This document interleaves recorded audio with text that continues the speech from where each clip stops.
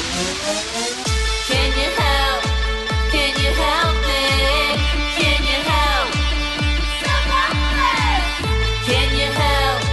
Can you help me? Can you help? Self-Helpless! Can you help? Can you help me? Can you help? Self-Helpless! Welcome to Self-Helpless, everybody. I'm Taylor Tomlinson. I'm Delaney Fisher. And I'm Kelsey Cook. And today we have literally a dream guest on. So excited that he agreed to do it. I sent him a message because we've been friendly for a little bit and said, you know, if you ever have just 20 minutes, this would be amazing. It's okay if not. Truly, I know how busy you are. And he immediately got back to me and was like, for you, of course. And I was like, thank you. But also, if you really change your mind, it's fine. Just like tell your assistant to tell us to fuck right off. Like it was so just like, he's so just generous and famous and wonderful. So I just didn't want to take advantage of that relationship. And he was so lovely and stayed on for so much longer than any of us thought he would. He's so genuine and amazing. You know him from Queer Eye. He's an amazing fashion designer. He's everything you want him to be and more. It's Tan France, everybody. Yay! Yes! Oh! I mean, I have a big crush on him, and I am very sweaty after that interview. I was sweating the whole time, like out-of-body experience. we're all fangirling so hard and were for the last hour and 15 minutes. So without further ado, please enjoy the incredible Tan France. We usually start by asking everyone's like favorite quote. If you have a favorite quote, a least favorite quote, if you have one of each, if you have multiple. Oh my gosh, I came unprepared. I don't have a favorite quote. Do I have any least favorites? I'm sure if you gave me some, I could tell you how much I hate them. I hate the quote. Like, I think I just hate a fucking quote. You know those signs that they have in white people's houses, like in their kitchens? Like, I hate those. My in-laws have a lot of those, and I hate them. Live, laugh, love. Yeah. Like, I'm sure you're thinking of much grander quotes, like a Hemingway. I don't know those. I grew up poor. We didn't have books. I mean, we don't have Hemingway quotes. We usually have quotes that white girls posted on Instagram and attributed to no one. Yes. They just saw it on a pink square. Universe. They usually do with the universe, which I always really appreciate. Because it's not often... listen, I'm going to say this now so you know that I truly mean this. I'm married to a white man. I love white people as much as any other race. But I'm going to say the word white people, or the term white people a lot, because you guys do things that are different to the way we do things. I'm different. And one of those things is speaking to the universe a lot, or think that the universe is communicating with you. And I talked about it with my friend a couple of days ago because I'd never noticed, but she said it and I was like, I've never heard a person of color say, I think the universe wants me to do this. I've literally never heard that before. As if that were the case, if the universe was thinking about us, it wouldn't have fucked us so hard. So we've never thought that the universe was concerned about us. Yes. Yeah. Oh God, it really is. Mm-hmm. It's such a white girl thing to be like, I got a message from the universe and I need to follow it. Yes. Yeah, and it's always to do with a boy. Like, I had this feeling that you were thinking of me or that you were really upset or going through a hard time, so I should text you. The universe didn't tell you that. Like, your own desperation told you that. Yes. You know what's another one with the universe is my journey. I love a journey. Who doesn't love a journey? Oh my God, good journey. Yeah. Wow. We have gone in real hard. I'm a really nice person. I should also represent this podcast. I'm saying I really care about people. There's just a lot of silly stuff that happens that I can't help but notice. Oh, yeah, you truly are one of the nicest people ever. Like the first Instagram live I ever did, you like called into it. I was like, I like haven't done one since because I'm like, we'll never beat that. They'll just expect Tan on every time, and I can't recreate that. So I met Kelsey and Delaney. You may not know this, but I met Taylor maybe 7 or 8 months ago backstage at Kimmel or Fallon. Fallon. And I worried afterwards. I called my husband and I was like, Taylor Tomlinson? He was like, yeah, duh. I think I just showed my crazy to her. And he knows what that means. I don't hide when I'm really excited to meet someone. And then I pretend as if they're my best friend immediately. So I just start hugging them a lot. And I'm sure you left, because comedians are usually like this. You're not the most social people. Usually you're actually kind of comedians are a little standoffish. And so I walked away thinking, oh, she thinks I'm crazy. Yeah, no, she fully thinks I'm crazy. No. I was Not like, possible. wow, Tan France is the nicest person I've ever met. And he did that for me. And I'll carry that in my heart forever. I'm so human being. excited. I was fangirling really hard. I'm so really excited. Oh my God. I mean, Taylor, we're all you fangirling so hard. You should quit comedy, Taylor, because this is it. This is it. I mean, it's canceled. Yes. We have this on video. That's why it got canceled, probably, because there's nowhere to go from there. Nowhere to go. And Delaney's fiance is a big fan. Oh my yours. God. Yeah, my fiance Cam loves you. He does the French tuck because of you when he dresses up, and he tries to incorporate your tips into his fashion sense, which he's still working on. But Have he you loves seen an improvement, or is he listening wrong to what I'm saying? I've seen an improvement with the way he'll wear certain things, but he hasn't gotten new pieces yet. Okay. I'm fine with somebody not buying new stuff. I just think just rework what you've got in your wardrobe, or maybe wear it differently. Yeah. I don't like what he does. He wears like these giant shoes with like really skinny pants. So he just, you know what I mean? Like the giant skater, what are they called? Yeezys? Yeezys. Yizzles, Delaney. We should have prepared before. Tan, I'm so sorry, Tan. That is explain Delaney so before embarrassing. the call, which feels like an oversight on someone's part. Delaney, I love that. They are called Yeezys. Yes.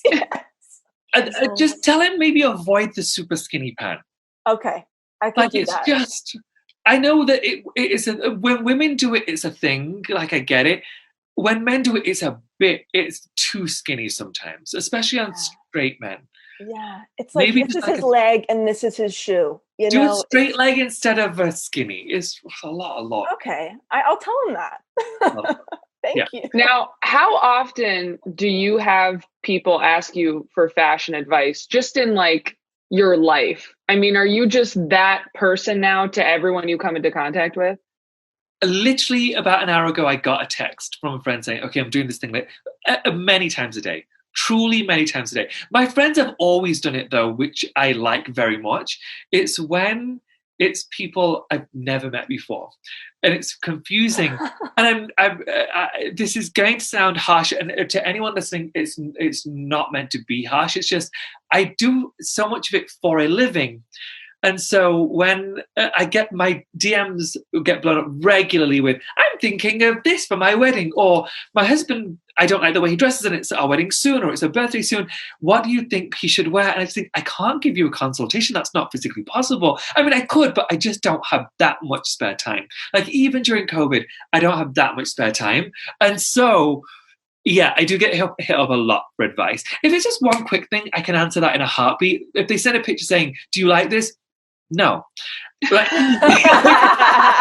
really easy. But when it's a full-on consultation like that, it takes a week during an episode of Queer Eye. I can't do that. Yeah, it's a lot. Right. But I do love that people like my advice enough to want to ask me. A lot of people don't. Thankfully, a lot of people don't want to wear what I want to wear because I know that I'm over the top a lot. Because I'm on TV and I'm the fashion guy. Like, I can't just turn up on a red carpet in a tux, because anyone in my world would be like, the fuck, the fashion guy's just wearing a black tux? Every man's wearing a black tux.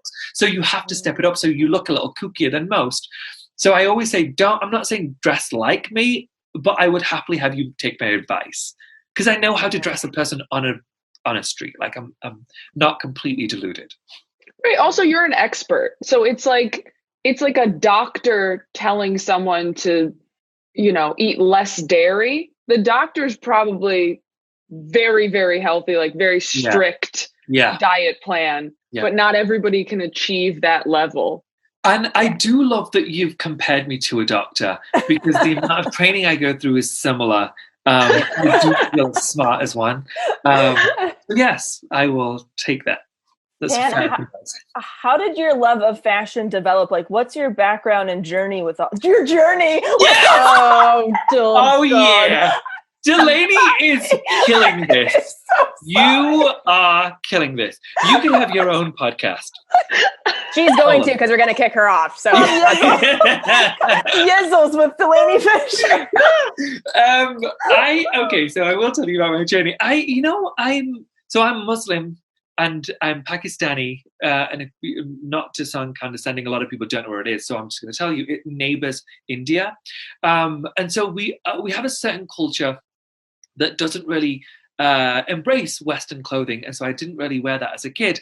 I was usually in traditional clothing, and modesty usually is required in our culture if you're raised in a Muslim household.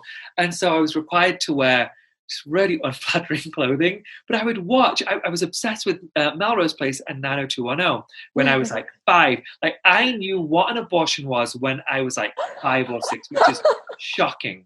Anyway, so I loved American TV, and so I wanted to dress like Brenda and anyone else that was cool on any of those shows. And so I started getting my mom to buy me stuff that we would wear on like a Friday. At school on Friday, we'd have something called Dress Down Friday, because the rest of the time we wear uniform. And so I'd start to wear those at home, which was not great for my family, because apparently I looked like a whore every day. No, but really it just meant you could see the shape of my body, which was confusing for our family, because usually you can't see the shape of somebody's body. Anyway, I started playing with clothing a lot, and then when I was like 7 or 8, and then finally when I got to the point of 13, so every summer up until 13, I would work in my granddad's factory. And he made denim, and so I learned how to make my own clothes. And so if my family wasn't going to buy it, I would just take the offcuts and make my own wardrobe. And I did that for years and years and years, and it encouraged me to dress the way I wanted to dress, to feel the way I wanted to feel. Because honestly, it's not as shallow as I think most people think. I think most people think, well, yeah, he puts people in clothes, who gives a shit? However, it's because I know what it does the way I feel. Like, when I look in the mirror and I dress a certain way, I know that I've considered everything I've put on my body, and therefore I feel powerful. I really do. And I think that people are starting to see through the lights of Queer Eye, when we put somebody in something, they see the way they react to that as opposed to how they were at the start of the episode. And they're like, oh yeah, that person who had zero confidence is walking out like they're the shit at this point. And it's because of what they're wearing. And that reminds me of the importance of clothing. I love that. So cool. Thank you for sharing your journey with us. Yeah, it's okay. I'm just doing what the universe told me to do. Beautiful.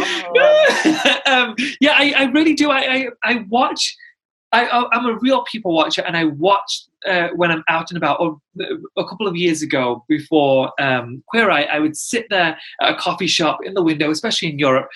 We always have like a bar table at a window, and I would love to, in between meeting with friends or whatever, I'd sit and watch people go by, and you could tell the people who gave no shits about what they were wearing. They carry themselves in a certain way. They seem to have no self-confidence, and every time I just thought, gosh, all it would have taken was for you to think, who do I want to be today? Mm-hmm. Yeah. I love that so much.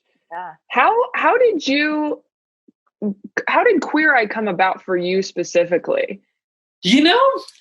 I think that people assume that anybody in our industry has been working and working and working for so long to get to this point, and therefore they've now got that. This is their reward. They get a big show after slogging for years. That really wasn't the case for me. I worked as a designer. I was thankfully very successful in business, but I never had thought that I would be in TV. I never thought that I would be in entertainment in general.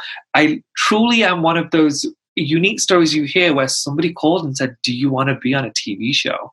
And no interest. I wasn't, well, no, I was always this person, but I wasn't comfortable being on camera. I was always like this, but I just had never thought of being in front of a camera. And so being in a Muslim household, there were no photos. Like there's a photo from school which my mom purchased. You know those school photos that you have each year? You have them here, right? Yes. Yeah. And they cost quite a lot of money. And again, we weren't very wealthy, but one time my mum purchased one of those small ones. She bought a photo just so I could remember what life was when I was a kid. And that was literally the only photo I had until I hit my 20s. And even then, photos weren't very comfortable because we're not used to having photos.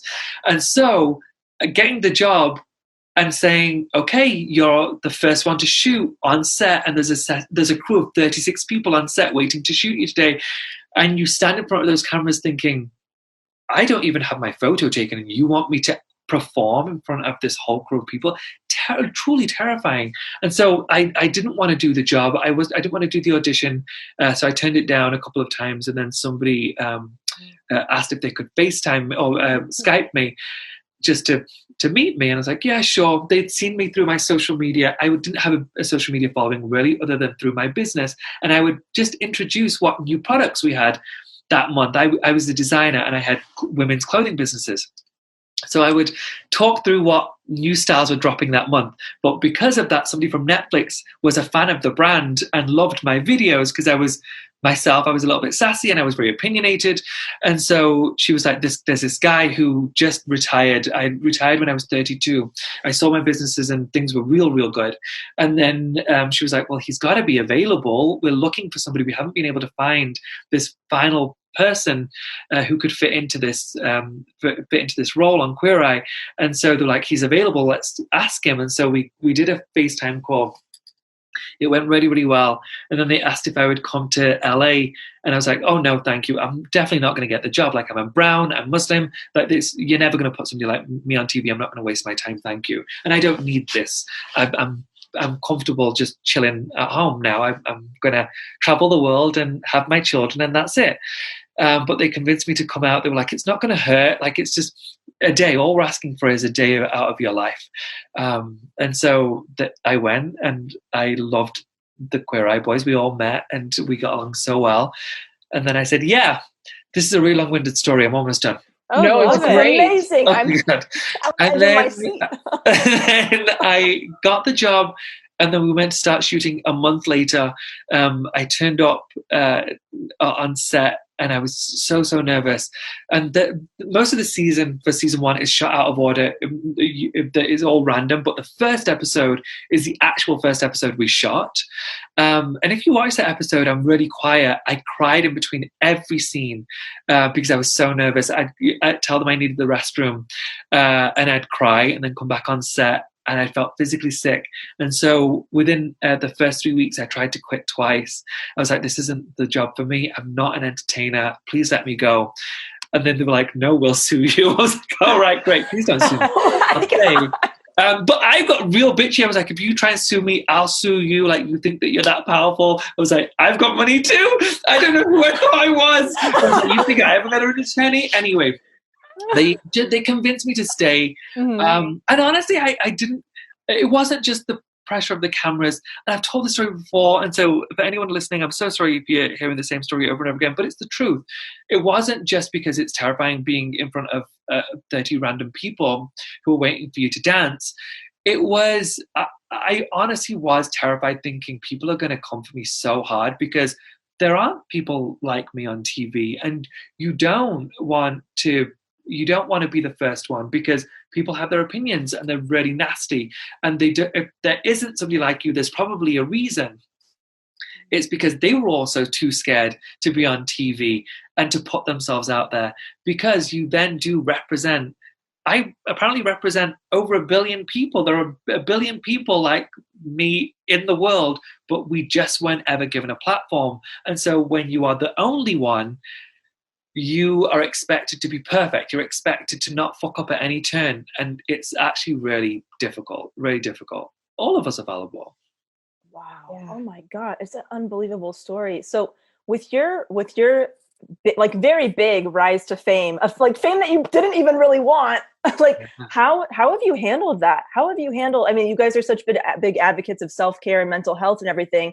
so much goes into being a huge public figure. Can you? Yeah, it sounds, it sounds really arrogant, but it was shocking. Like within a week, within a couple of days, you couldn't really leave the house without people knowing on the street who you were. Like not just, oh, I think I know him from somewhere. Like knowing your first name, your last name. They know what you do for a living. They know what you think about many things, because we don't have a script on Career. We don't reshoot anything. Everything we say is are our own personal opinions. They just edit it down, but everything we say is us. And so people know you on the street who you've never met before. It's a very, very, very jarring experience, especially if it's something you didn't ever want. The other four boys, the other four people on our show, sorry, they wanted not fame, but they wanted this world. They wanted to be in entertainment for many, many, many years.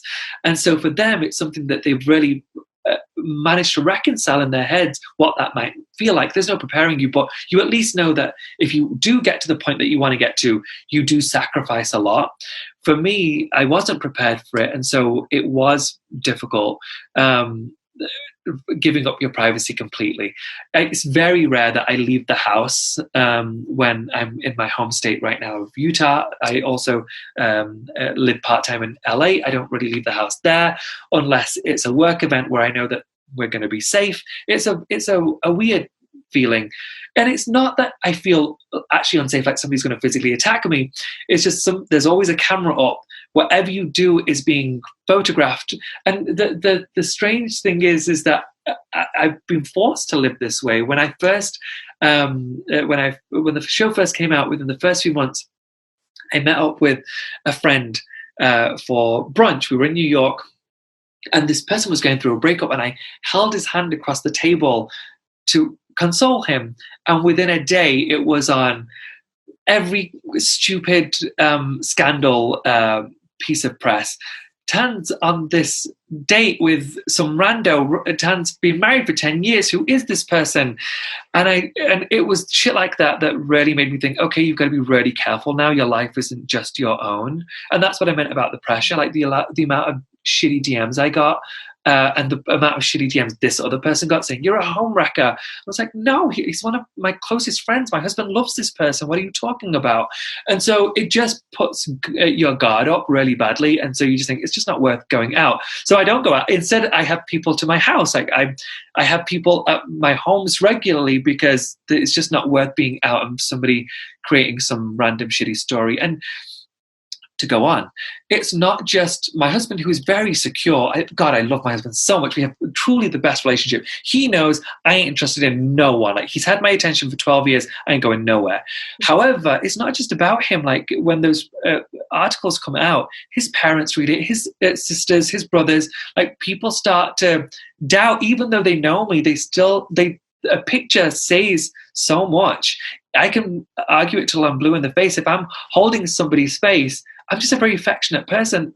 Taylor, you'll remember, like, as I said, I hugged you 1,000 times. I'm a very affectionate person. And when I care for somebody, I hold them, and then people assume, well, Tan's stopping that person. No, I can have friends without wanting to sleep with them. Yeah.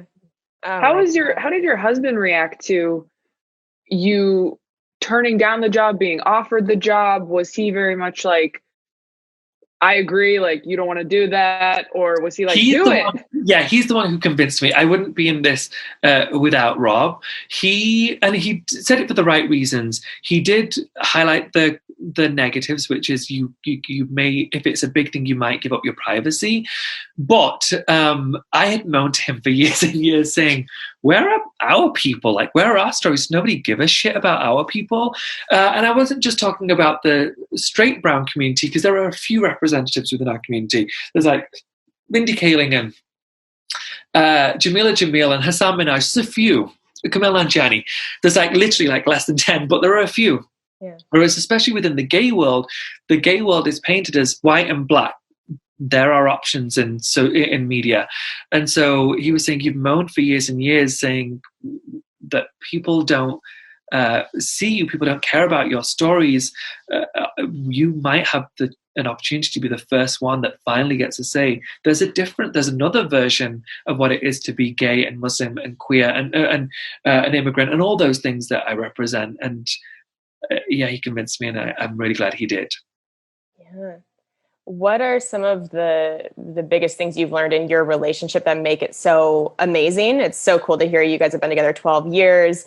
We have a lot of listeners who are in relationships. Yeah. Do you have just advice? So much. Yeah. If I weren't doing, if Queer Eye stopped tomorrow, I've said from day one to my agents, I want to do like a tour, like a relationship tour, where I amazing. give, like legit, honest feedback. I am that person for everyone I know, even my castmates. And on Queer Eye, when there has to be a really awkward conversation to say, you're the problem, I'm brought in. Do any of you have British friends? Any of you? I don't. Okay. Family. Okay. The Brits are known for just saying things as they are. We don't have the same passive filter as Americans. And it's lovely that you guys do this, but you usually won't say to your friend, hey, like, I know that you're confused that this person broke up with you. Maybe you should have done this, this, and this differently. We will say these are the things that you could have done differently. And so that's what I want to do next. Like, I want to go on tour and say, tell me your woes. Okay, you did this wrong. Try this next time. Because it worked really well for me, and every friend I have, I give advice to if they ask for it, and it helps solve that problem. I am very open with my husband. I will tell him what is wrong. The first year or so, couple of years in particular, we struggled a lot because he's very American. He's from Wyoming. His family is Mormon, which means they are closed off on so many levels. They don't talk about anything. They don't talk about any feelings. Everything's brushed under the carpet. And so he really struggled hearing the real. If I didn't like something that he was doing, I'm like, do not do that again. That's the easiest way to be single. And so he got very upset a lot. And now it works so well. If I do something that upsets him, he's like, please don't do that again. I don't like it because of X, Y, Z. And then I don't do it again. The thing that really makes us a strong couple is that we always know that whatever happens, we will fight to make sure this lasts. There's no such thing as divorce. There's no such thing as separation for us. We both came into this knowing we treat it like an Indian arranged marriage. It's something that is very common in my culture. No matter what problem arises, we will iron it out because we love and care for each other first and foremost. And so thankfully, we managed to navigate all those choppy waters. I will say this. We, for the first 6 years I wasn't living in America, I had a tourist visa, so I could come here for up to 30 days, then you have to leave for 6 months, then come back for 30 days. We did that for 6 years. And let me tell you, that's the best thing you could ever do. And let me explain why. And for the listeners out there, we're on a Zoom call right now, and all three of them have their mouths agape. And we literally did it in unison, all agape. And let me tell you why I think it's so important. I had dated beforehand. I had a couple of relatively successful relationships, but it just didn't work out for a couple of reasons that were fundamental for me.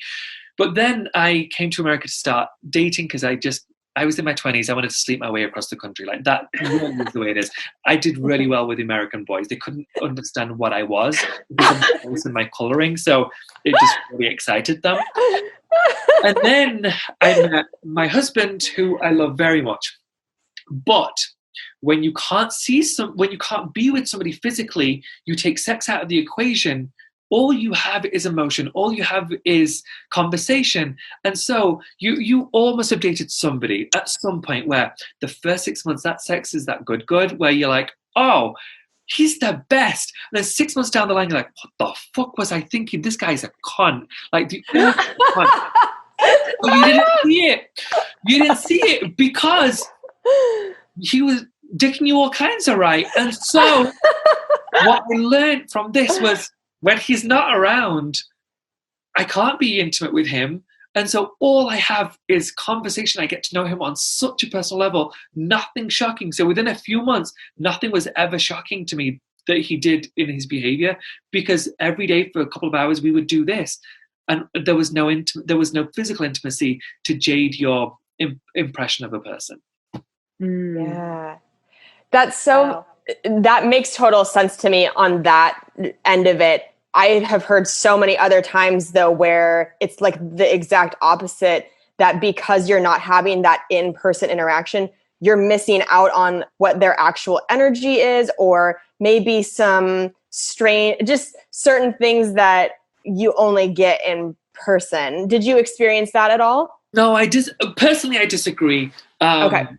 I think that you can get everything you need through conversation. I mean, not permanently. As long as you know that there's light at the end of the tunnel. We always knew that I was going to live in America. We just couldn't get my permanent visa. So as long as you know that you plan to be in the same place, I think that you can iron out all those kinks. I really do think sex can confuse, or intimacy can confuse a relationship so greatly.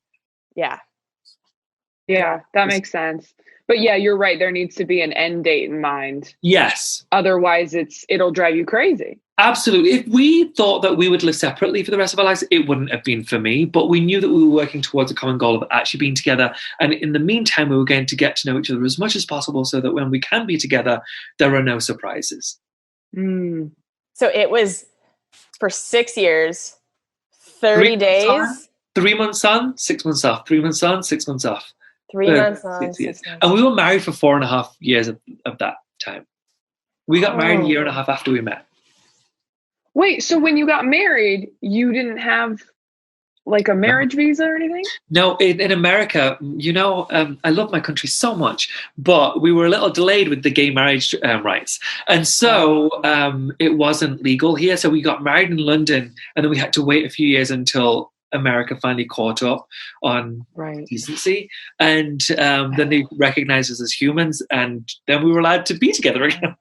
Wow. You forget it was that recent. I feel so dumb. That I'm like, what is it? I think it happened 5.5 years or 6 years ago. Yeah, it's not been long at all. It's unreal. And during those 6 month periods, there was no visit, there was nothing. It was just straight up Skype every day for at least a couple of hours, but no visit, not in person. Wow. I was living in England, he was living in America, and we weren't earning a lot at that time, so we couldn't afford to fly out regularly because that shit's expensive. Like, it's $1,500 each ticket, and so you could do that maybe once every 6 months, but it's a lot. How was your guys' trust with one another? Because you have to establish that at first. You really do. And thankfully, I knew he wasn't doing anything with anybody else. He had no interest in anybody else. And he knew the same for me. That is the most complicated point, I understand, for a long-distance relationship. But as long as trust is there, and I think you should trust somebody at the start of a relationship. If you don't date them. As long as they've given you no reason to break that trust, you should be good to go. Mm-hmm. Between that and surviving a pandemic, you guys can get through anything. That's how we feel. Truly, we feel that way. And we've been in the same house together now for 5 months every day. Not one disagreement, not one argument, not one raised voice at any point. This bitch makes me laugh so hard, all day, every day. And that is what we did. We planned very early on. One of our first conversations on our first date, he was like, "What are you looking for in a relationship?" I was like, "I'm not looking for a relationship," because I really wasn't. He said, "But okay, if you were to, what is the most important thing?" And I know that this is going to sound bullshit. Of course, like, you want to be attracted to the person that you are dating. We understand that, so that's by the wayside. I just needed somebody to make me laugh. I'm really playful. It's so rare I'm serious, even though weirdly you guys have made me be very serious on this call, which is so not like me. But I am usually very, very playful, and I just want somebody to play. Like, I just want a comedy partner at home, and thankfully he's there. I love that. Tan, I am dying to know what your self-care regimen is. How do you relax and take care of yourself and de-stress and everything? TV. Do you know there's this comedy special that's really good? It's Taylor Thomas. I've watched it, I think, 4 times. It's very good. We watch comedy specials every day, pretty much. So that I use to unwind. I know I'm going to sound like I'm stalking you, or kissing your ass, but I'm obsessed with comedy. And so that keeps me really entertained. I just need to laugh a lot. And then when I'm not watching TV, I'm going on hikes in the mountains. I'm a very simple person. And it's funny, I think that people assume that if in my spare time I'm usually at a mall. I'm not a big shopper. I don't care about fancy shit usually. I'm a very outdoorsy person. I'm usually in something called tivas. I think you're on this, so you probably don't know what they are, but tivas are like a hiking sandal, which are so unflattering. But I hike. Like, that's what I do with my life. I hike and watch TV. I don't live like a fab life at all. And so the things that make me happy, the things that I focus on for my self-care, and that is at home time with my husband on the couch, and then and obviously baked stuff. Anyone who knows me knows I bake almost every day, and I'm obsessed. So do you guys know what the show is, the Great British Baking Show? Oh, yes. Of course. Fall asleep to it. Great. It's my favorite show, and I've been baking since I was a kid. And when I'm not working, that is what I will do. It's very relaxing, and I just like to consume a lot of sugar. I can live my whole life never eating a savory meal ever again. Like, it doesn't bother me. I just know that I'm probably diabetic, so I should calm down with my sweet stuff. But I bake most days, and I'm actually a very good baker. I don't have many talents in this world, but I do bake well.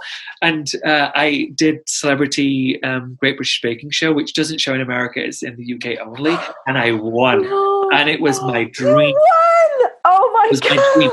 I loved it so much. I did it last year. I entered the tent, and we've done a lot of incredible shit the last couple of years. I've met the most amazing people, the people that I had admired since I was a little kid, but nothing affected me the way the tent did. I walked in and I literally cried. I was so happy to be there. It's my favorite show. It was beautiful. I love that. I also So just want to lovely. say, you saying I have few talents in this world is crazy. such bullshit, but No, it's really not. I have literally like two. I can whip up a dress like no one else, and I can bake a cake that usually turns out pretty damn great. Other than that, I actually don't have any discernible skills. I can make people smile. That's it. Like that. It's not really a talent. I've literally created a career out of just smiling big and hopefully entertaining someone. that's so funny. How often do you live in LA out of the year? Last year I was there about 4 months. So this is going to be a real bushy conversation. But so the last couple of years I've been in LA a lot because of work. Like there's like the awards season, and so and then other press and shit that we do. Last year, I only had 19 days in my own home. Like, that's how crazy busy our schedules are. I was doing 3 shows last year that consumed the majority of my year. And when I wasn't doing the 3 shows, I was on a press tour, and they're international press tours for all 3. So you're constantly away. And so I had 19 days in my own home. But the majority of my year seemed to be in LA, because that's always a stopover for something. And so I was sick of being in hotels more than an actual house. And so I got a house at the start of this year in January. We've been renovating for the last few months, and it's ready, and I move out this week, just temporarily. So I'm going to flip-flop between LA and Salt Lake. But I always hated LA. You guys, are you all from LA? I was going to ask. I We're know all you in live LA. there, but you're not from LA, right? I'm from Washington. Delaney's I'm from Washington State. Okay. And Taylor's more Northern California. Do you all live in LA now? Yes. Okay. I hated LA up until literally last year. I'd never lived there before. I was up until 2 or 3 years ago, before Queer Eye, I wasn't really there. Maybe twice I had visited, and I thought, oh, it's just fine. Everybody looks a certain kind of way, which bugs me because I feel the pressure to look attractive. And I don't look like them. Like, I'm not a muscle god. I'm not 6 feet tall. Like, it really made me feel horrible about myself. And so I didn't have any interest. And then I shot a show there last year. And so I had to live there for 6 weeks without leaving. We shot almost every day. And I found a little bubble. And it's a douchey one because it's Beverly Hills, but it was just so nice. And I didn't have to ever get on the freeway. Within 15 minutes, everything was there. Like the studio, my grocery store, my gym, and I was done. And I had a little group of friends, and I fell in love with it. And so I was like, I can make my peace with this. The weather's always quite nice. And so I've been going a lot more recently, and I love it. If I don't go anywhere else in LA, I'm very happy. Yeah, Love good that. spot. I mean, yeah, so few people actually like LA, I feel like. A lot of us just live here because we have to. Yeah. But people find their bubble. I mean, a lot of people live in like a little cool area where they can walk to what they need, or they have their people nearby. And like, even hearing you say like, oh, I felt so out of place in LA. I mean, I look at you and I go, oh, you fit right into LA. What are you talking about? I felt that way. So I think everyone does. Yeah. Oh, they can't. Like you see those tools walking down the street knowing that they're it. Like, and I hate that shit so much. Have you ever been to a gym called Equinox? No, I have not, but we know. I've looked at one. Yes. I think I spontaneously combust. Equinox is in all the cities I usually travel to for press. And so I signed up for it. And I've always felt, over the last 15 years or so, I felt like, okay, you found your comfort in yourself. You can make peace with the fact that you look this way as opposed to like an Instagram model. That's fine. But Equinox is one of those places that even now, I went in probably 8 or 9 months ago. It was the last time I went in. As far as most people would be concerned, I had made it. I had done well a few years prior financially, and now I was on one of the biggest shows on TV globally. Good enough. I still walked in and felt like a drowned rat. I walked in with all these boys walking around who were ripped in their tiny little tank tops, and they all look at you like you're scum. And I'm like, you're right, I am fucking scum. Apparently, I'm not someone until I look like one of you fucking douchebags. Such a horrible feeling. It's such a horrible feeling. And I walked in with coffee because I can't live without coffee. And they all get their like, whatever it is, their protein shakes and shit. I'm like, fuck you, douchebag. Leave me alone. I felt fine until I came in here, and now I feel like shit. So there is so much pressure in LA. I do hate that feeling. I wish we could just tell them all to just calm the fuck down. Like, you don't need to go to the gym every day. Like, live your life, you weirdo. Like, and there were many things that bothered me about LA, but the main thing was, so in England and in Salt Lake, when you finished your meal, they will just give you a dessert menu. And in LA, I'm like, fuck yourself. Like, don't make me ask for a dessert menu. Like, what a shitty thing to do. Like, of course I want dessert. Like, how the hell am I meant to finish my meal without fucking dessert? And you know exactly what face they're going to pull when you ask for that fucking dessert menu. Does anybody else want one? Looking at all the people who obviously live in LA and knowing that they're all going to say no. So you're sat there like, and I do it in a really dicky way now. I'm like, yes, I don't care that you don't want dessert. I want dessert. That's the most inspiring thing I've ever heard in my life. Fucking skinny bitches. Like, just give me my fucking dessert menu. You're so right. Because then you have to have that conversation. It's not just that you have to answer the waitress or the waiter. It's that you have to do, I could if you what. That's really sweet that women are usually more apologetic about it. Thankfully, again, when you get to know me better, Taylor in particular, you will really get to see this. I usually don't excuse my behavior. So with all of my friends, they know, and I won't even have to say, I'm sorry. I'll just turn and say, fuck off, I'm having dessert. Like, if you want. I do not care if you think I'm a pig, I'm having dessert. I love that so much. Good way to live. Gotta live your life. There are many things I like about LA, but that is the food situation is my biggest gripe. I've never found so many people have problems with, and I really do see it as a problem, like a real problem with food. Yeah, it's true. And there's so many good places to eat in LA. There really are. Beautiful Great. food. The city is full of people going, and this is what other people do. This is what I will do if I want dessert. I don't go, yeah, I want dessert. I go, yeah, let's look at it. I know. But I'm sure I'm sure you're desperate, like, give me the fucking dessert. But outwardly, you're like, oh, well, do you want to share something? I did this literally 2 days ago. It was the first time I went to a restaurant in I think 4 or 5 months. And I went with my husband and a couple of friends, and they said, "Do you want to share something?" I'm like, "Have you fucking met me? No one's touching my dessert. Like, no one is touching my. If you want something, you get it. I'm not sharing. I didn't wait 4.5 months to come to a restaurant to share something. Yeah, that's how I am. Food, man. My food's really important to me." Yeah. What was that like going? Because I actually did that this week too. I went to a restaurant that was like outdoors and distance and everything.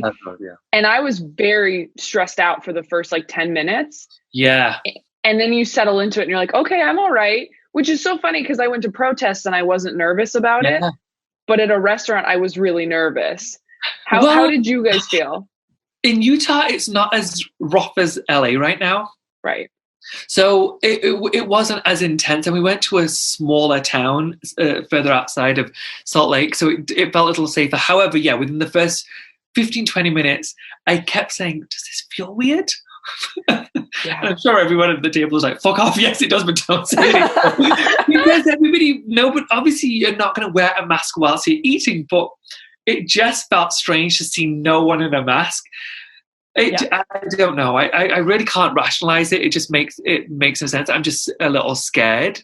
And it's not like I've had a concern. I've not at any point thought, "Oh, do I have it?" You see the reports on TV and you just think, "Oh gosh, am I going to be one of those people that they say, we don't understand what happened? He seemed really fit. And then all of a sudden he dropped dead." Like I've got that horrible feeling that I'm that person. And I'm sure we all feel that way. We're all like, "Oh no, I don't think I'm going to be one of the ones that just has a slight," and then they're fine. Like I have started to panic about it. So I've been really, really careful. I've social distanced to the fucking nth degree. I go to the grocery store maybe once a week, and even then I'm like a maniac looking around constantly, is anyone near me? And that's the only place I've been. And so being out for the first time in months was super weird. Yeah. How was the start of all this? Yeah. How was the start of quarantine and all this for you guys?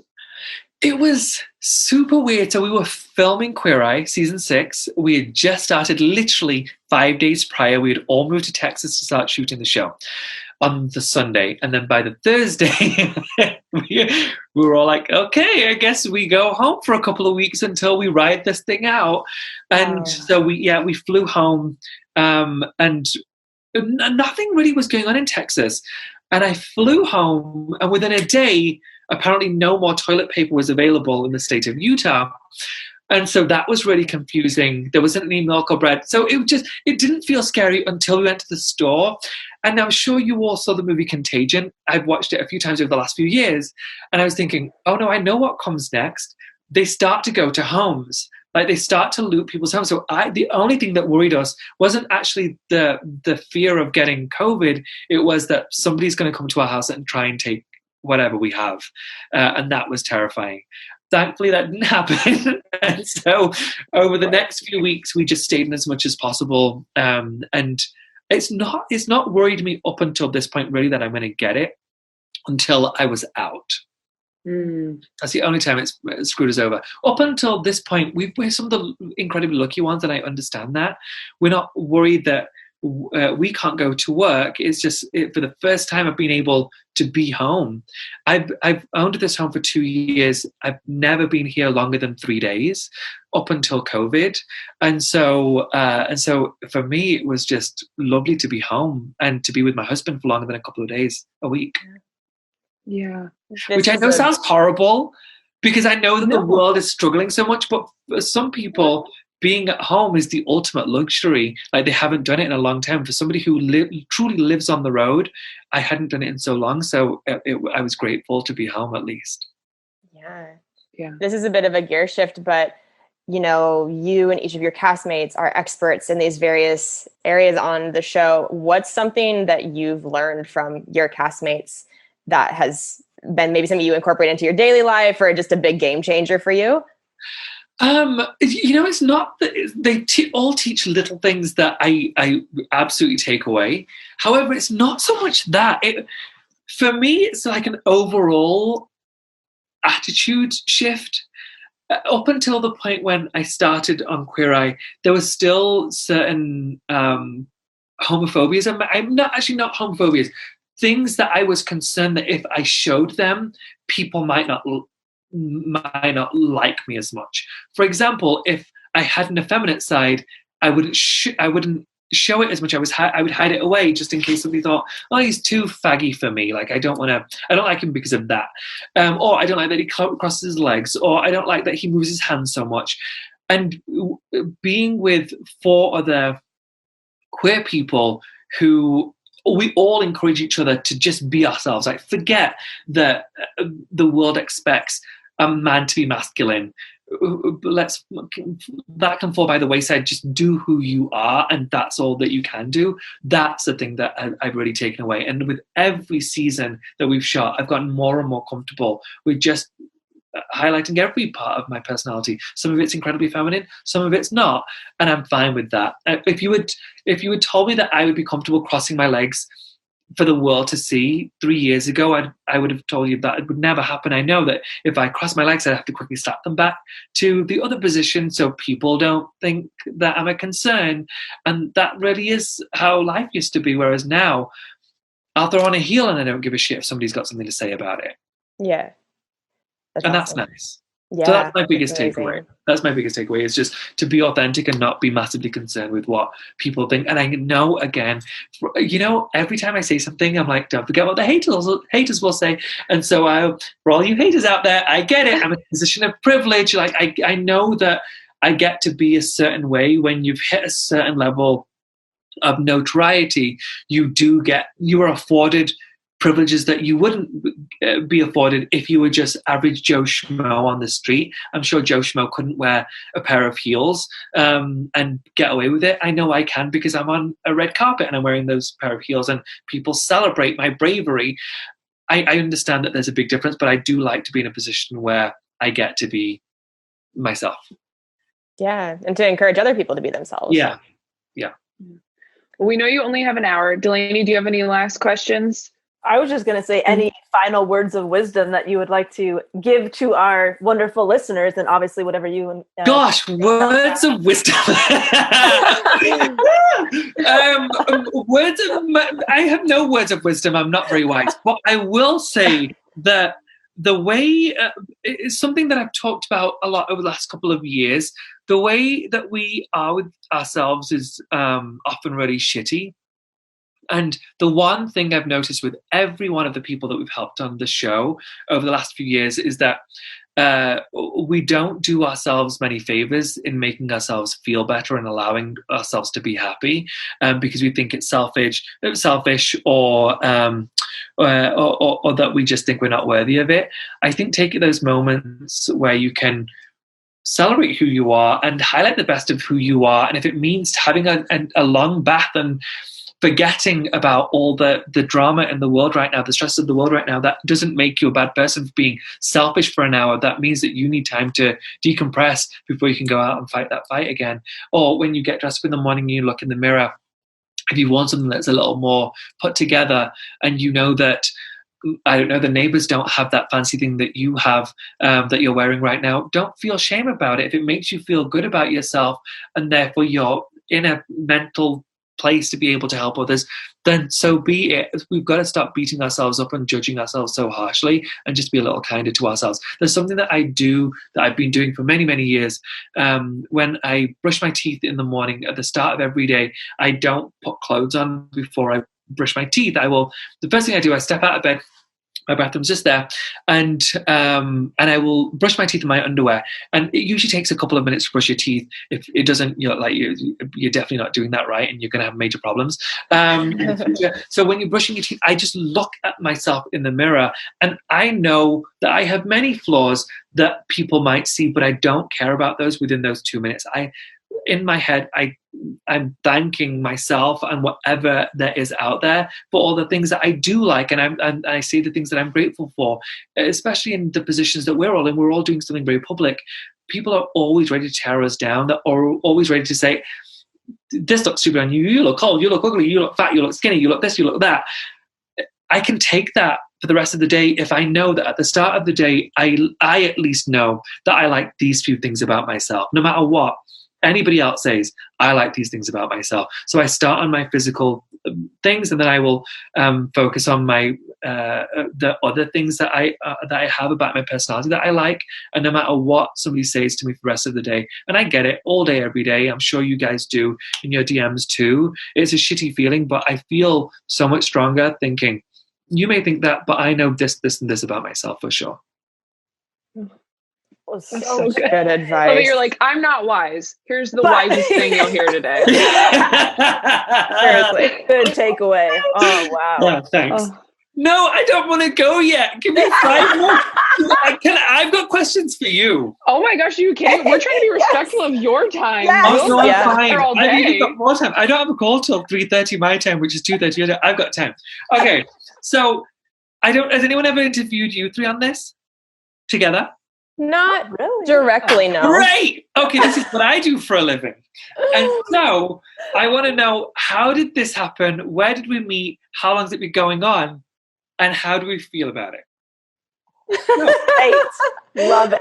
How do we start Love this? it. How did you Yeah. meet? Were you all friends before this? Before the podcast? Yes. So the three of us were, so Delaney is a retired stand-up comedian now, but we've been doing the podcast for a little over 3 years, and we all met through stand-up. So Taylor and I are stand-ups full-time. Okay. Well, we were before COVID. Now we do virtual shows Now from our she's living room. Now you both sit down a lot. Uh-huh. Yes. Not a lot standing. So we met through that. We had started to decide, maybe we should write a pilot together. We should try and write some sort of Well, project wait, did you meet a stand-up event? through somewhere? comedy. Yeah, through stand-up shows. Okay. I think I met both of them at comedy festivals where I was heavily intoxicated.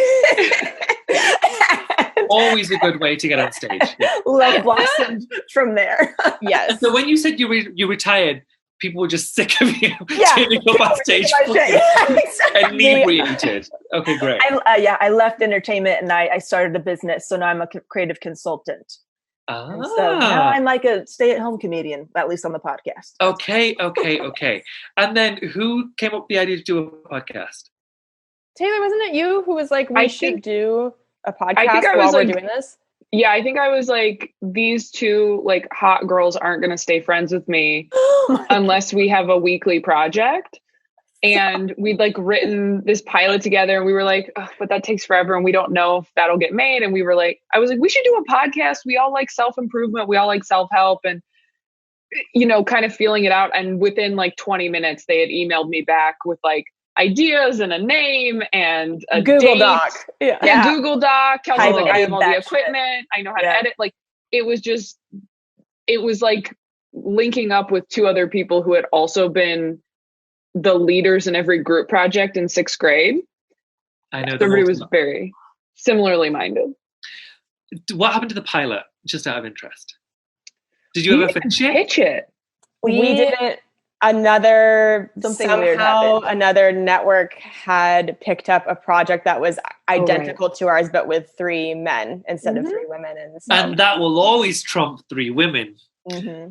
something Same happened. name, same concept, same everything. We don't really know what happened, I unfortunately. forgot about that. I blocked that out. Yeah, it was very traumatizing. It was very bizarre and terrible. Yeah. But yeah. the podcast has been the thing now that ended up being successful for us. And we started it just as like, this will be fun. And we want to keep being around each other and make something together. And now we're so lucky that it's been over 3 years, and we have this great community. Love it. Lovely. So I'm not, I don't do many podcasts. You must know this. People get podcast requests constantly. I have no joke, like truly no joke, at least 10 a day, minimum 10 a day. Like my manager, my agents contact me at the end of each day saying, okay, this is what has come in for you. And it's hard because it's hard to set yourself apart in the podcast world right now. And it's nice to have a podcast where you equally clearly respect each other, so you allow each other time to ask a question. Whereas often you find with a group of people on a podcast, there's somebody who wants to be the star or is the star, and the others aren't allowed to really have the time. And so it's nice that you all respect each other to be able to have an a conversation that flows nicely, as opposed to some of the ones I've done where I'm like, there are other people on this call. Yeah. Yeah. We try to be really careful about it. And we've been really pleasantly surprised that over Zoom, we're still able to do it, because when we're in a studio, it's a lot easier. Yeah. To kind of feel who has the next question. But we've had calls where we're like, oh, sorry, go ahead. Like, cause yeah. I mean, obviously with us as a fivesome, it is very difficult. We are all very, very, very chatty people and very inquisitive. And so we always have 1,000 questions. It is hard, but after a while, you really get into the flow. You know when somebody's going to speak, or you know that somebody has something relevant in that space to mention. And so it does get easier and easier. Now, Delaney and Kelsey, when she was filming, we're going to talk about you as if you're not here. When she was getting ready for her special, did she show you any of the material beforehand? And are you in a position where you can say, don't add that shit? Did see the material ahead of time, and I saw you run it at a different show, Tay. I sent you I feel like I sent you the hour, Delaney. Yeah, you sent it to me. Notes. And, Taylor Nice. Taylor needs no help with shit. Let's be real. Yeah. She'll ask like, "Hey, do you like this in this position?" Or ask those types of things. And I mean, it's still fun for me, even though I didn't like doing stand up myself. Career-wise. Wait, why? Say more. The lifestyle, honestly, I was so depressed. I was so depressed being out every night and gone on the weekends. And it was just very much, I'm very much an introvert, and I'm a homebody, and I was going against that. But I love the craft of it. I love the writing. I love the collaborating with other people. And so when Taylor or Kelsey send me stuff like, hey, what do you think? I still get that excitement, even though, I'm not, I totally get that.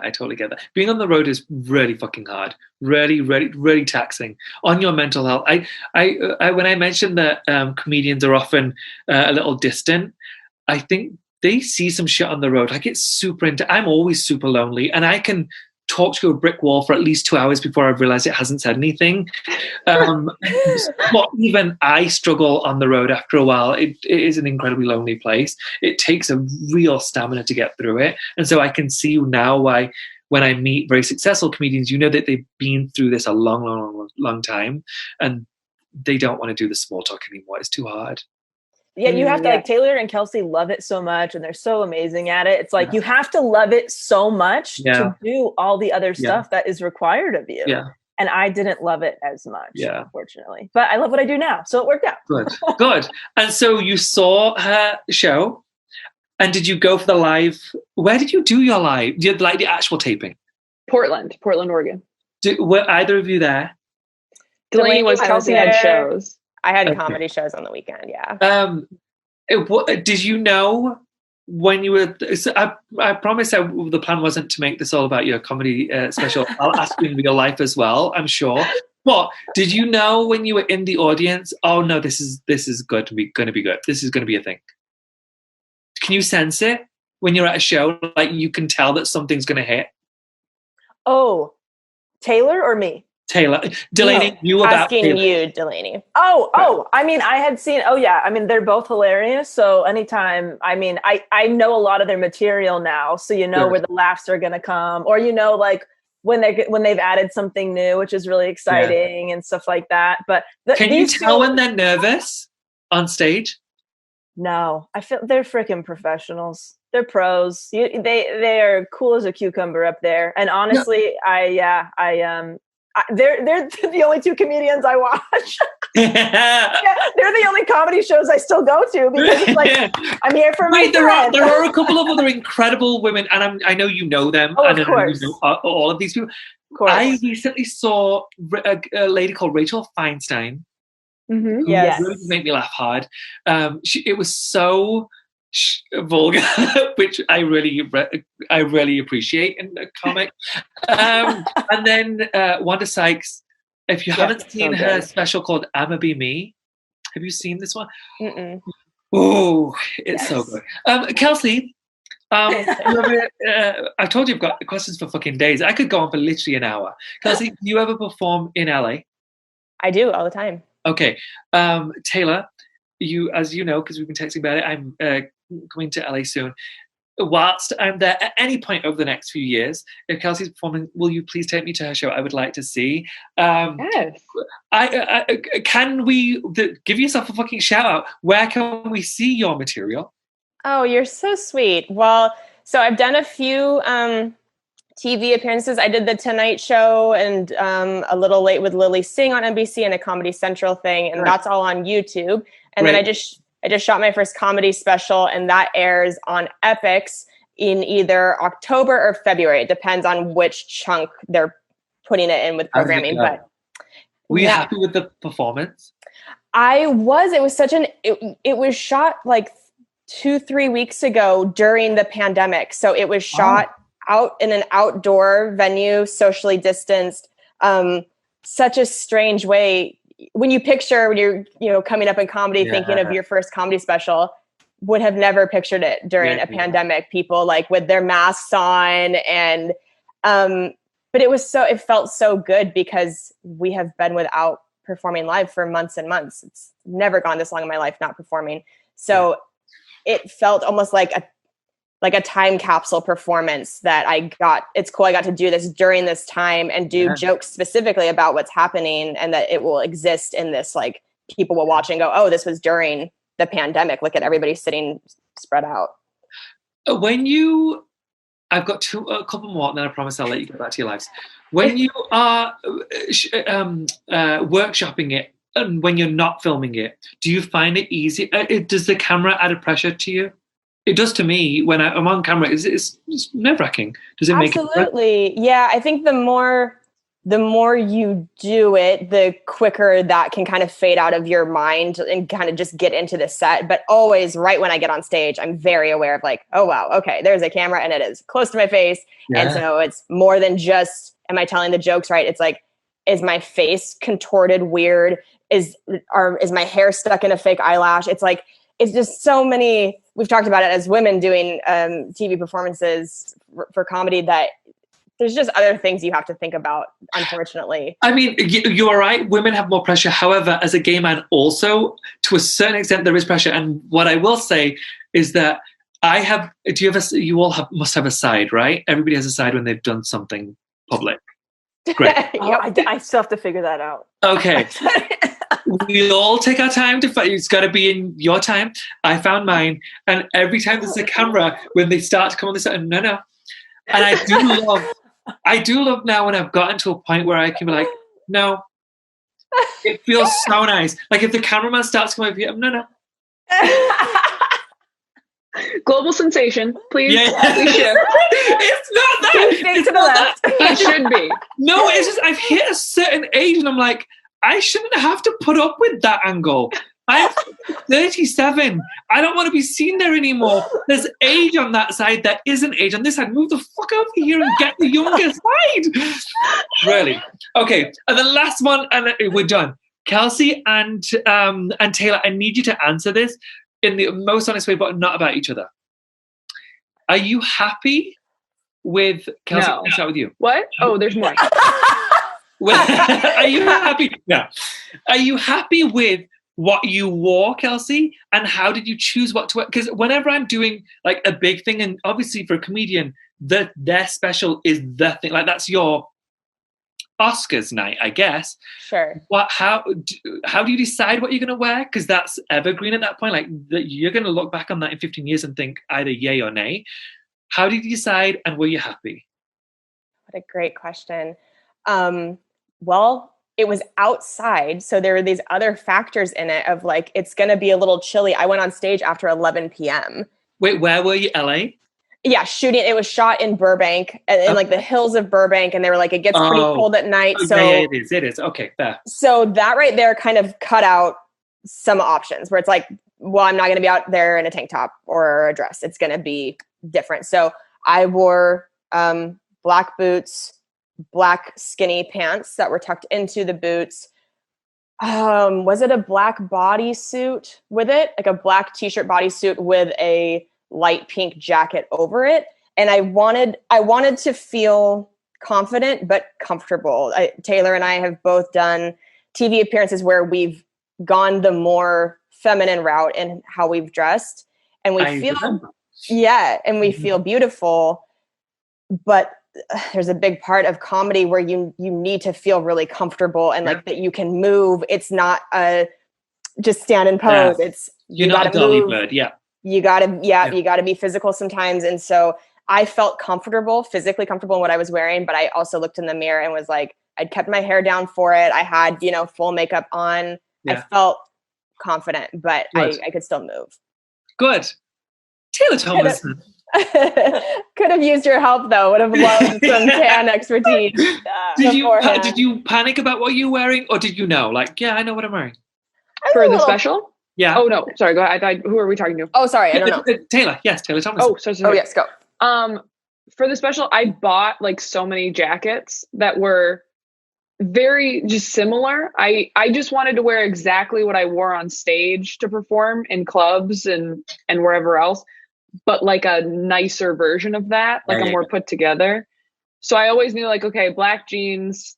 I bought tennis shoes that had like a little bit of a lift in them. And I was surprised by that for one reason, because they're high. And I just thought, it's been a fucking hour. How's she still stood in those things? They're so comfortable. They're really not that high. Okay. They really weren't that high. And they were kind of like a wedge.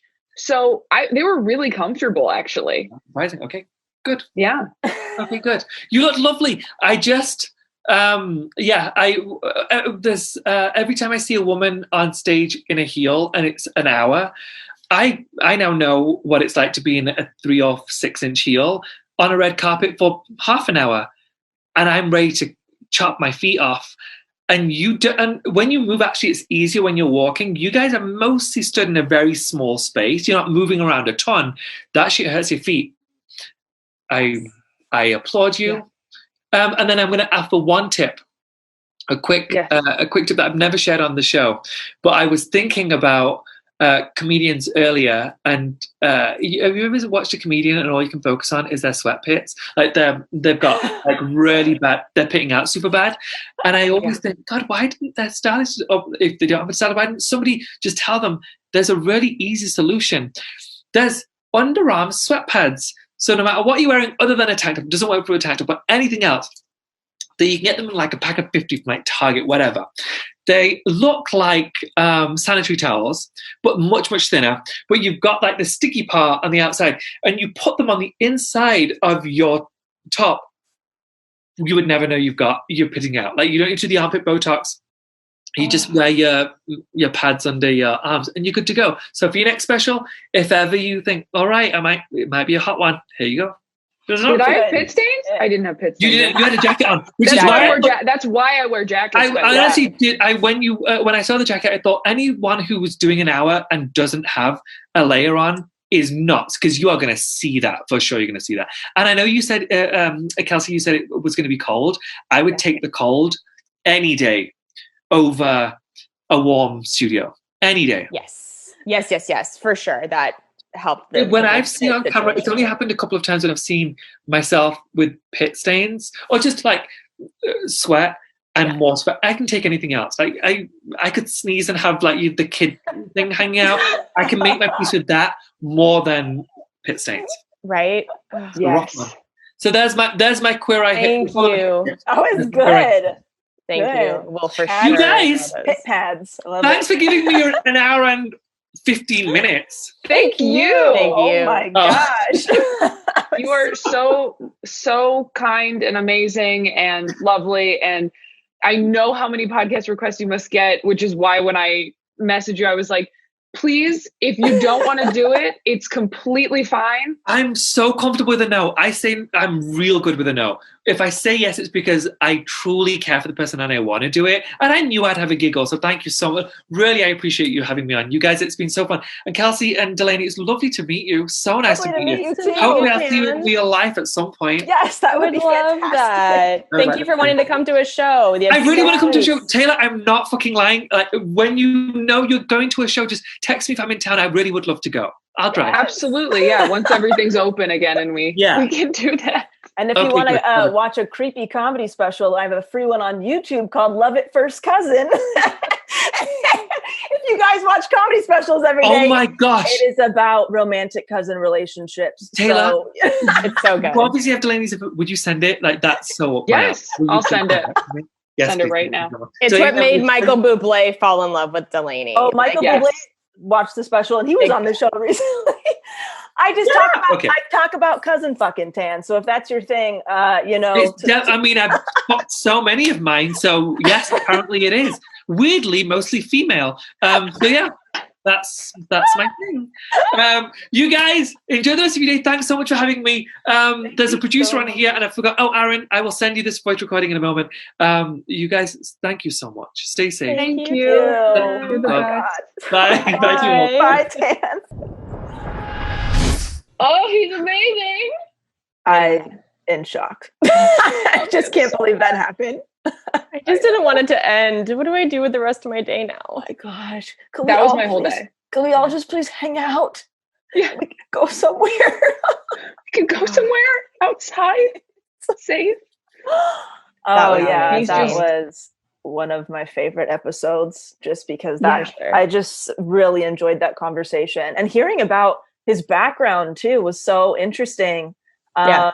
Stuff I just, never knew about, His Queer Eye story was Yeah. amazing. I didn't know any of that he had no interest in I didn't being on either. television because he's such a natural. so Yeah. He's a natural. natural entertainer to Yeah. me that I was like, oh yeah, this is probably what you always wanted to do. And the fact that he was so nervous and wanted to quit, I mean, I didn't know it was possible to love him more.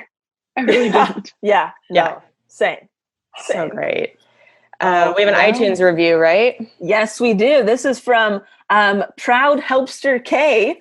It says, Cookie is comedy and all the compassion. To anyone who feels scared, sad, or anxious, give this pod a listen. These ladies do such a good job normalizing what everyone goes through and are fully aware that they are not experts. They get it and they laugh through it, which helps us laugh along. Any age, any gender, there is truly zero shame. Delaney, Taylor, and Kelsey created a safe space for us to listen and learn, feeling genuinely self-helped. Many kudos, claps, and cookies for these three wonderful human beings. Thank you so much. That was a really very nice nice. one. Thank you, That's amazing, Helpster K. Very sweet. Yeah, thank you. Well, I mean, I'm going to go lay down. Yeah. What do you do? What do we do? yeah. We'll have segments next week, guys. The last couple guests have been so incredible and given us so much. Yeah. Honestly, Tan interviewing us was a segment in and of itself. Yes. I know. Yes. That was the good shit for the episode. Absolutely. All right. love you guys. Love Stay you. safe. All See you right. soon. Bye. Bye. Thank you guys so much for listening to Self-Helpless. We really appreciate it and would love anything you can do to help the show grow and get the word out. So if you could leave us a 5-star rating and review on iTunes, that helps us move up the iTunes charts. If you can tell a friend, a coworker, a family member, anybody that you think would love the podcast, you can also screenshot an episode and share it in your Instagram, in your Instagram stories. Anything helps. Also, if you want more of the show, if you want bonus episodes, if you want to be able to be more interactive and help choose podcast topics, you can go to patreon.com/selfhelpless and join there. You guys can follow me on Instagram at Kelsey Cook Comedy, on Twitter at Kelsey Cook. You can go to my website, kelseycook.com, which has links to my online makeup course. You can listen to my album, Savor It, on Spotify and iTunes, and you can watch my foosball web series on YouTube called Risks of Fury. How about you guys? Where can people find you? You can follow me at Taylor Tomlinson on Instagram and Twitter. My website is ttomcomedy.com.